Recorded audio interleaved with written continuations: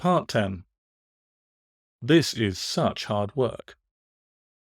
At tricky points in our relationships, we often complain that love has turned out to be too hard.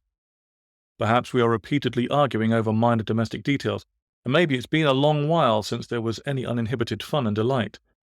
The difficulties not only distress us in and of themselves, they can also feel illegitimate, contrary to the rules of love, and a sign that the relationship itself must be in error. This, too, is a legacy of Romanticism, an ideology that lulls us into the unhelpful belief that love is not something to be worked at because it is a feeling and not a skill. We need only surrender to our emotions and our relationship will thrive. But we might be wiser to embrace the notion that love is inherently hard, and that if it feels too hard, this is only because we don't possess the right set of skills to cope with its arduousness. Romantic realism proposes that relationships are not fundamentally different from any other area of human activity in which we must develop expertise.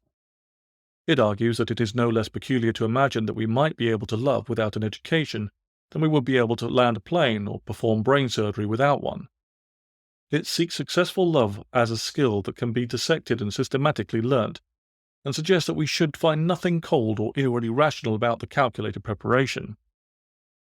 Romantic realism insists that it is intuition and not reason that is the enemy of successful love. In order to love, we must learn to grasp the role of our past in our selection of partners, to forgive failure rather than merely admire strength, to determine the other distinctive manner of needing love to cope with laborious, pedantic domestic issues, to acknowledge the difficulties of admitting to our needs, to accept the nature and drawbacks of our sexuality. We will be ready for relationships when we accept that our chances of contentment depend on our willingness to go back to a school we were never, sadly, taught that we needed.